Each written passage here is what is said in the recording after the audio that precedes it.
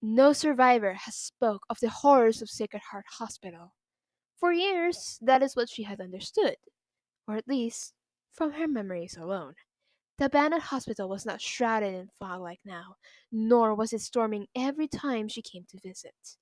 It was not teeming with danger, with walls showing sign of age, at least from her memory alone.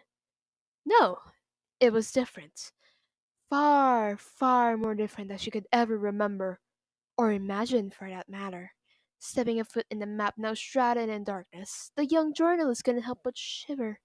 This was not like what she had saw in the academy, and especially in her stay with others that resembled her. To her, this was different, and perhaps much worse than the last time she came here. She had heard rumors floating about, but the most common was the individual people called the dentist. This is where the dentist used to reside in. Children go missing when they go to Sacred Heart. Really? How terrifying! Indeed, after all, the only thing that is left here are children's teeth, the journalist whispered, her legs moving to head inside the building. The lightning clapped in the sky as a bellowing sound echoed, making her jump. She was never a fan of stormy nights. It reminded her of something so unsightly in her childhood. Something she could never forget, even in her time in the academy. Step after step, she held the camera closer to her chest. All she needed to do was to get the evidence, and then she can leave. That was all there is to it, right?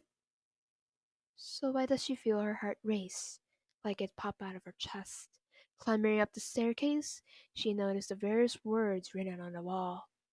Get out of here! The dentist lurks in his swamp. Where is the truth? The truth. How bitter. Arriving inside the operating room, the blonde woman noticed something odd. From the side of the body, it was gone. No sight of it remained.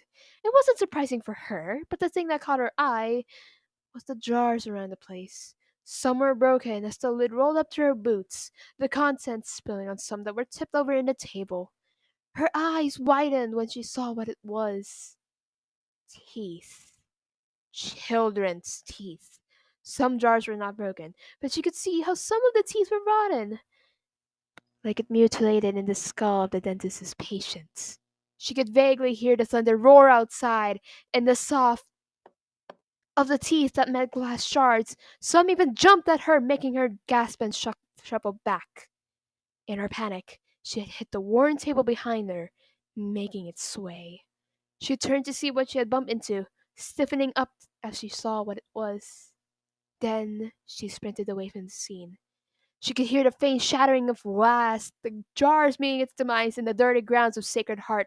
One by one, the shattering grew more and more louder than the last, echoing and haunting the journalist to no end. And then she hears it.